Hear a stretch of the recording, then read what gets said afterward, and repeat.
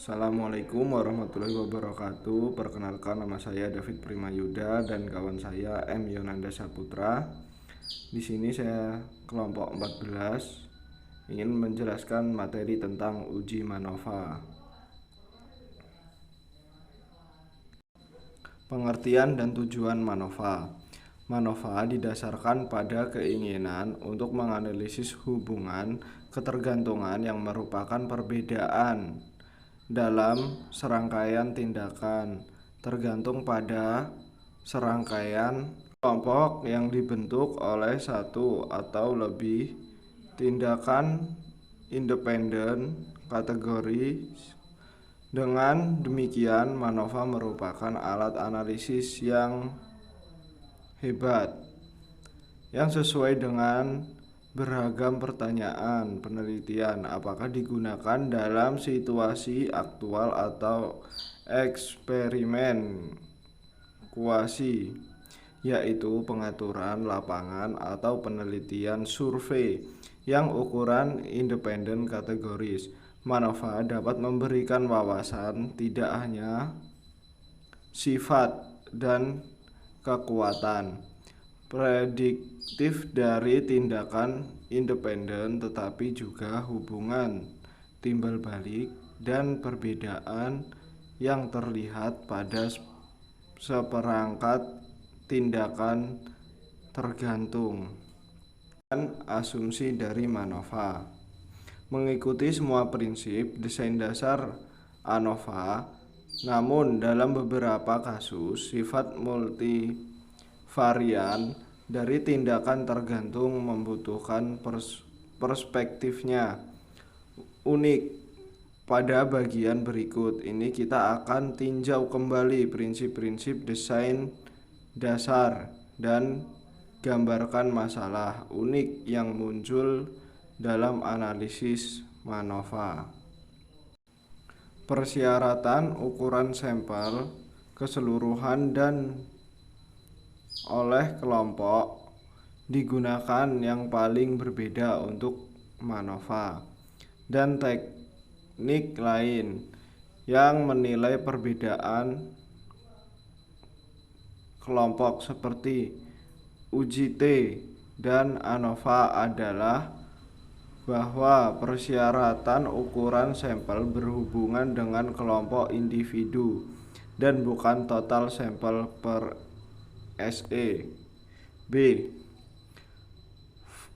Vadorizal-Desig S2 atau Moore treatment. Seringkali peneliti ingin meneliti efek beberapa variabel-variabel bebas atau perlakuan tikus dibandingkan hanya menggunakan satu perlakuan, baik pada tes ANOVA atau MANOVA. Kemampuan ini merupakan perbedaan utama antara MANOVA dan analisis diskriminan karena dapat mengurangi dampak beberapa variabel independen dalam pembentukan kelompok dengan perbedaan kelompok yang signifikan. C. Vadorizal-Desig S2 atau Moore treatment. Seringkali peneliti ingin meneliti efek beberapa variabel bebas atau perlakuan tikus dibandingkan hanya menggunakan satu perlakuan, baik pada tes ANOVA atau MANOVA. Kemampuan ini merupakan perbedaan utama antara MANOVA dan analisis diskriminan karena dapat mengurangi dampak beberapa variabel independen dalam pembentukan kelompok dengan perbedaan kelompok yang signifikan. Analisis dengan dua atau lebih perlakuan faktor disebut rancangan faktorial. Desain penelitian MANOVA. Sel kelompok dibentuk oleh kombinasi variabel independen, misalnya variabel non-metrik 3 kategori mis rendah, sedang, tinggi, dikombinasikan dengan variabel non-metrik 2 kategori mis jenis kelamin laki-laki versus perempuan, akan menghasilkan desain 3x2 Dengan 6 sel kelompok, ukuran sampel per kelompok adalah masalah desain kritis. Ukuran sampel minimum per kelompok harus lebih besar dari jumlah variabel dependen. Ukuran sel minuman yang disarankan adalah 20 pengamatan per sel-sel kelompok. Peneliti harus mencoba untuk memiliki ukuran sampel kira-kira sama per sel kelompok. Variabel kavariat dan pemblokiran adalah cara efektif untuk mengendalikan pengaruh eksternal pada variabel dependen yang tidak secara langsung diwakili dalam variabel independen. Kavariat dan efektif adalah hubungan yang sangat berkorelasi dengan variabel S, namun tidak berkorelasi dengan variabel independen. Estimasi dan interpretasi hasil MANOVA.